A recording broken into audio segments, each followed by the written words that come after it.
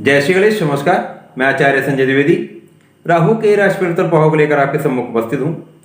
12 अप्रैल 2022 को राहु अपनी राशि का परिवर्तन करेंगे। इसी प्रकार से केतु का राशि परिवर्तन भी होगा, क्योंकि राहु और केतु एक दूसरे से समसप्तम होते हैं, आमने सामने होते हैं, तो इन दोनों का राशि परिवर्तन होगा। क्योंकि राहु का राशि परिवर्तन एक लंबे समय के लिए किसी राशि में होता है, तो यह अत्यंत महत्वपूर्ण भी होता है तथा इनका समस्त राशियों पर प्रभाव निश्चित रूप से पड़ता है। वर्तमान में राहु का गोचर वृष राशि में है।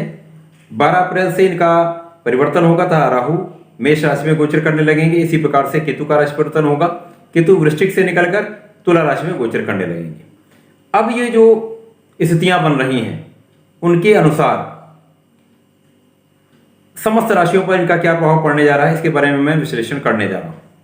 मेष, वृष तथा मिथुन राशि के जातकों के लिए राहु के राशि परिवर्तन का क्या प्रभाव है, इसका विवरण, इसका विश्लेषण मैं पिछले वीडियो में कर चुका हूं, जिसका लिंक आपको इस डिस्क्रिप्शन बॉक्स में मिल जाएगा। इसी प्रकार से आपको आई बटन में मिल जाएगा। आज मैं कर्क, सिंह तथा कन्या राशि के लिए राहु के राशि परिवर्तन का क्या प्रभाव रहने वाला है, इसके बारे में बताने वाला हूं। सर्वप्रथम कर्क राशि। कर्क राशि चंद्रमा की राशि है। चंद्रमा के लिए राहु सदैव शत्रु भाव में होते हैं। कर्क राशि के लिए ये गोचर दसम भाव में होने जा रहा है। राहु जब दसम भाव में गोचर करेंगे तो उनका उस स्थान पर अर्थात दसम भाव पर प्रभाव पड़ेगा। इसी के साथ ही साथ इनके सामने केतु रहेंगे, जहां पर चतुर्थ भाव होता है वहां पर प्रभाव पड़ेगा।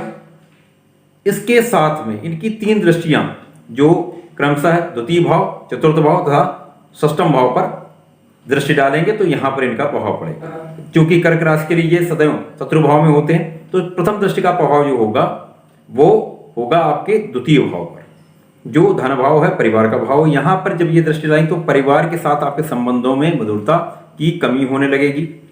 धन आएगा परंतु धन नहीं संचय हो पाएगा, धन की मात्रा में अवरोध होगा, समुचित धन का लाभ नहीं हो पाएगा। इसी प्रकार से पारिवारिक सदस्यों के बीच में कहीं न कहीं एक क्लेश की स्थिति बनती है। दूसरी दृष्टि का प्रभाव जो होगा चतुर्थ भाव पर होगा, तो यहां पर जो राशि बनती है वो है तुला राशि, जो इनके मित्र की राशि है। तो यहां पर कार्यक्षेत्र में रहकर जब यहां पर दृष्टि डालेंगे तो यहां पर आपके सुख साधनों में व्यय कराएंगे, सुख साधनों में वृद्धि होगी। माता के साथ संबंधों में कहीं न कहीं कुछ सामंजस्य में कमी होगी, माता का स्वास्थ्य निर्बल होगा। इसी प्रकार से पिता का सहयोग नहीं मिल पाएगा या पिता से दूरी संभव है। षष्ठम पे दृष्टि होगी तो आपको यहां पर जल से संबंधित रोग, एलर्जी की संभावना अथवा पेट से संबंधित रोगों की संभावना दिखती है। तो यहां पर आप कुछ ना कुछ रोग से ग्रसित रहने वाले हैं, यहां पर सावधानी की आवश्यकता होगी। राहु का गोचर दसम भाव में है। दसम भाव कार्यक्षेत्र का भाव है। राहु दसम भाव में कहीं न कहीं आपको लाभ देने वाले हैं, तो कार्यक्षेत्र से निश्चित रूप से आपको लाभ मिलेगा, कार्यक्षेत्र में विस्तार होगा, कार्यक्षेत्र से धन का लाभ 100% आपको होगा। तो आपको कार्यक्षेत्र में लाभ मिलेगा, आपके सुख साधनों में वृद्धि होगी, परंतु कहीं न कहीं आपको रोगों की संभावना दिखती है। इसी प्रकार से आपके संबंधों में कठिनाई दिखती है, माता पिता के साथ संबंधों में कठिनाई, परिवार के साथ सहयोग न मिलना तथा धन का अपव्यय तथा धन का संचय न हो पाना, ये समस्याएं होने वाली। कर्क राशि के जातकों के लिए निश्चित रूप से मैं सदैव कहता हूं कि आपको श्रीहरि की शरण में रहना चाहिए, श्रीहरि के मंत्रों का जाप करना चाहिए, नियमित रूप से सूर्य को जल देना चाहिए। द्वितीय राशि जो है वो सिंह राशि है। सिंह राशि सूर्यदेव की राशि है। सूर्य के साथ भी राहु का सदैव अति शत्रु भाव होता है। अब यहां पर सिंह राशि के जातकों के लिए राहु का गोचर नवम भाव में होने जा रहा है, भाग्य भाव में होने जा रहा है। इसी प्रकार से केतु का गोचर तृतीय भाव में होगा। तो यहां पर सिंह राशि के जातकों के लिए जब ये नवम भाव में गोचर करेंगे तो इनकी प्रथम दृष्टि का प्रभाव आपकी लग्न पे होगा, द्वितीय दृष्टि का प्रभाव आपके तृतीय भाव पे होगा, तीसरी दृष्टि का प्रभाव आपके पंचम पे होगा। अब जो प्रथम दृष्टि है वो सूर्यदेव की ही राशि है। तो जब सूर्य तथा राहु का आपसी संबंध, दृष्टि संबंध बनेगा, तो यहां पर आपके क्रोध में वृद्धि, आपके अहंकार में वृद्धि, आपको अचानक क्रोध आ जाना, विवेक का कम हो जाना, विवेक से निर्णय न ले पाना, साथ ही साथ कहीं ना कहीं माइग्रेन की समस्या यहां पर दिखती है।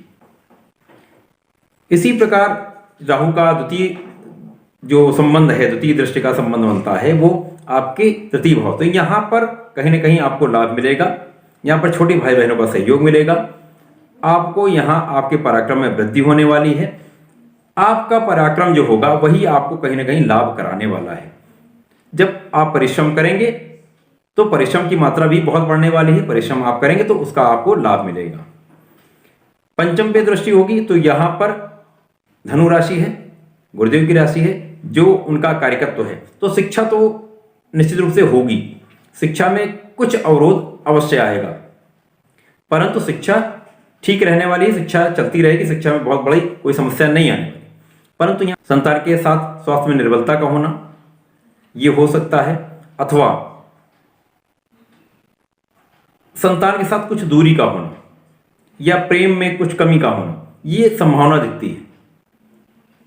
प्रेम संबंध बिल्कुल अच्छे नहीं रहने वाले हैं। प्रेम संबंध यदि होते हैं तो उनमें अलगाव निश्चित रूप से होगा। प्रेम संबंध बिल्कुल यहां पर प्रगाढ़ नहीं होने। इसी प्रकार से जब राहु का गोचर नवम भाव में होगा तो यहां पर सूर्य के परम मित्र मंगल की राशि है, यहां पर भी शत्रु भाव में होते हैं, तो आपका भाग्य आपका समय पर साथ नहीं देने वाला है। आप बहुत मेहनत करेंगे, उसका लाभ आपको मिलेगा, परंतु भाग्य का साथ आपके साथ नहीं होगा। तो यहां पर आपको बहुत सोच समझकर कार्य करने की आवश्यकता होगी, बहुत मेहनत करनी होगी, तथा निरंतर आपको प्रभु की शरण में रहना होगा। राशि के जातकों को नियमित रूप से सूर्यदेव को जल देना चाहिए। साथ ही साथ यदि आप संकट मोचन की शरण में रहते हैं तो निश्चित रूप से आपके भाग्य में प्रबलता आएगी, आपको भाग्य का साथ मिलेगा, आपके कार्य बनेंगे। तीसरी राशि कन्या राशि है। कन्या राशि बुध की राशि है, बुध के साथ राहु मित्र भाव में होते हैं। अब कन्या राशि के लिए ये गोचर अष्टम भाव में होने जा रहा है। अष्टम भाव मेष राशि, वहां पर राहु का गोचर कहीं न कहीं कष्ट की संभावना दिखाता है। राहु जब अष्टम में गोचर करेंगे कुछ लाभ देंगे, परंतु कष्टों की भी संभावना है। यहां पर राहु गोचर करेंगे तो इनकी प्रथम दृष्टि का प्रभाव आपके द्वादश भाव पे होगा, 12th हाउस पे होगा, इसी के साथ साथ द्वितीय भाव पे होगा तथा चतुर्थ भाव पे होगा।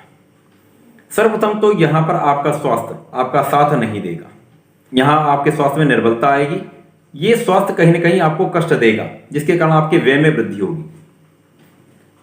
तो स्वास्थ्य पर ध्यान देने की आवश्यकता है। हार्मोनल डिसबैलेंस हो सकता है, रक्त से संबंधी समस्याएं हो सकती हैं, ब्लड से संबंधी समस्याएं होती हैं, तो इन पर आप ध्यान दें और प्रॉपरली अपना चेकअप कराते रहें। इसी प्रकार से राहु जब अष्टम में होंगे तो ये अचानक आपको धन का लाभ निश्चित रूप से कराएंगे। तो धन का लाभ होगा, धन आपको प्राप्त होगा, परंतु धन का व्यय भी बहुत होने वाला है। इसी प्रकार से जब राहु की दृष्टि का प्रभाव आपके द्वितीय भाव पर होगा तो आपकी वाणी बड़ी खराब होने वाली है। वाणी आपकी अच्छी नहीं रहेगी, जिसके कारण आपके साथ परिवार का सहयोग ना के बराबर होगा, परिवार के साथ आपका सामंजस्य नहीं बन पाएगा, क्लेश बढ़ेगा, जिससे मानसिक तनाव बढ़ सकता है। इसी प्रकार से चतुर्थ पर दृष्टि होगी तो यहां पर आपके मां के स्वास्थ्य को कहीं न कहीं से निर्बलता देगा, सुख साधनों में कमी आएगी, आप सुख का उपभोग नहीं कर पाएंगे, सुख साधनों का उपभोग आप नहीं कर पाएंगे। तो ये जो गोचर है यहां पर राहु आपको धन का लाभ अवश्य कराएंगे, परंतु स्वास्थ्य में निर्बलता, परिवार के साथ असहयोग, वाणी का खराब होना ये निश्चित रूप से होता है। इन पर आपको ध्यान देने की आवश्यकता होगी। कन्या राशि के लिए मैं सदैव कहता हूं आपको निरंतर नियमित रूप से श्री गणपति महाराज की आराधना करनी चाहिए, उनके मंत्रों का जाप करना चाहिए। यदि प्रत्येक बुधवार को गणपति महाराज के स्तोत्रम का पाठ करते हैं तो ये आपको अत्यंत लाभ देगा, एक संजीवनी की तरह कार्य करेगा, तो आपको प्रगति के पथ पर अग्रसर कराएगा। तो ऐसा करें, इसका लाभ लें। प्रिय दर्शकों, मेरा प्रयास सदैव आपको एक उपयुक्त, एक प्रभावी, एक काम आने वाली विषय वस्तु प्रदान करने का होता है, जिससे आपको कुछ लाभ मिल सके। तो इस प्रकार की विषय वस्तु की प्राप्ति के लिए बड़ी संख्या में चैनल को सब्सक्राइब करें, लाइक करें, शेयर करें, लोगों तक पहुंचाएं। तो कृपया ऐसा सहयोग करें। धन्यवाद, नमस्कार।